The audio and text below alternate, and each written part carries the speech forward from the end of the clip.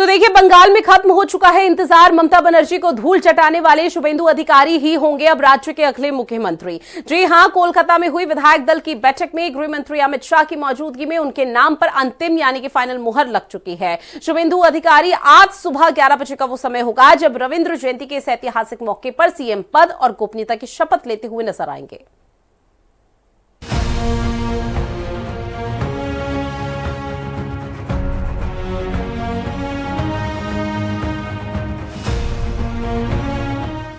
पश्चिम बंगाल के विधानसभा चुनाव में भवानीपुर सीट से मुख्यमंत्री ममता बनर्जी को करारी शिकस्त देने वाले शुभेंदु अधिकारी प्रदेश के नए मुख्यमंत्री होंगे। कोलकाता में कन्वेंशन सेंटर में आयोजित विधायक दल की बैठक में उन्हें विधायक दल का नेता चुन लिया गया। बैठक के बाद केंद्रीय गृह मंत्री अमित शाह ने उनके नाम का ऐलान किया। पार्टी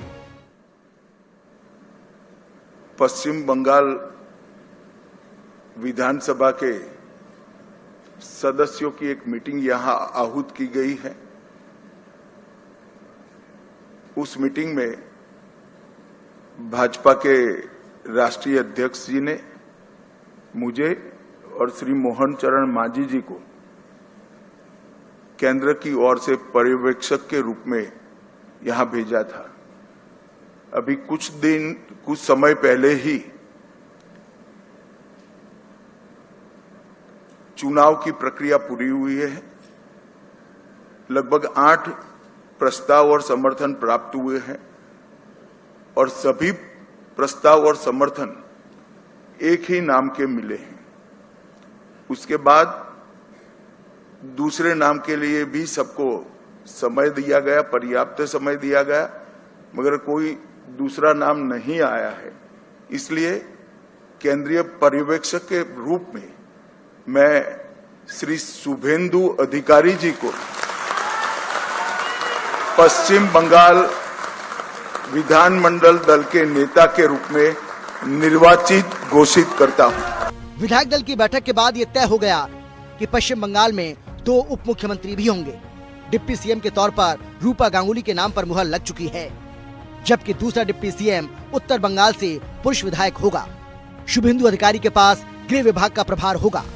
कोलकाता के ब्रिगेड परेड ग्राउंड में शुक्रवार को सुबह 11 बजे शुभेंदु अधिकारी मुख्यमंत्री पद की शपथ लेंगे। इस भव्य शपथ ग्रहण समारोह में प्रधानमंत्री नरेंद्र मोदी, केंद्रीय गृह मंत्री अमित शाह समेत एनडीए के कई बड़े नेता शामिल होंगे। आपको बता दें कि शुभेंदु अधिकारी ने सीएम ममता बनर्जी को भवानीपुर से हराया है। वो नंदीग्राम से भी लगातार दूसरी बार चुनाव जीते हैं। यहाँ से 2021 में उन्होंने ममता को हराया था। गौरतलब है कि बीजेपी ने विधानसभा चुनाव में 207 सीटें जीती हैं। बीजेपी की बम्पर जीत के बाद 15 साल बाद टीएमसी का किला ढहा और सत्ता का कमल खिला है। हमारा विधायकों का जीत का एवरेज मार्जिन 28,000 है। 28,000 वोट से हम सब जीते हैं। एवरेज निकाल देता हूं। और 3 से 77, 77 से 207 की जो यात्रा हुई है वो अभूतपूर्व है। 23 प्रशासनिक जिलों में से 9 जिले ऐसे हैं जहां दीदी का खाता भी नहीं खुला है। सुपड़ा साफ हो गया। मैंने ऐसा प्रचंड जनादेश देखा नहीं है।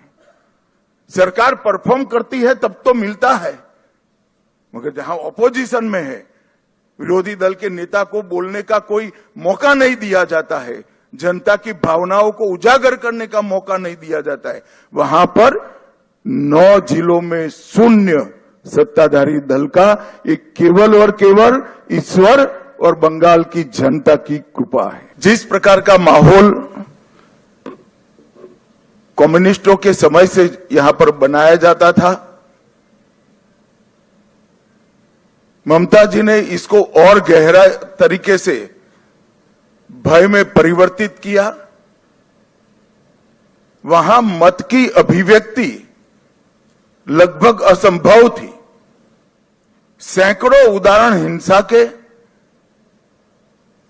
क्रूरता के, उसके बीच में भारतीय जनता पार्टी और हमारे नेता नरेंद्र मोदी पर भरोसा कर बंगाल की जनता ने जो प्रचंड विजय हमें दी है, इसके लिए मैं बहुत बहुत धन्यवाद करता हूं।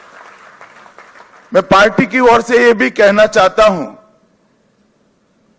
कि बंगाल की जनता ने हमसे जो अपेक्षाएं रखी हैं, जिस आशाओं को संजोकर मैंडेट दिया है, हम पूरा प्रयास करेंगे कि आपके विश्वास को तनिक भी ठेस न पहुंचे, इसमें कहीं कमी न रह जाए। 9 मई का दिन बंगाल के लिए बेहद खास है, क्योंकि इसी दिन रविंद्र जयंती मनाई जाती है और इसी शुभ अवसर पर राज्य की पहली बीजेपी सरकार का शपथ ग्रहण समारोह आयोजित किया जाएगा, जिसमें प्रधानमंत्री नरेंद्र मोदी और अमित शाह समेत कई राज्यों के मुख्यमंत्री शामिल होंगे। स्पेशल रिपोर्ट, हिंदी खबर।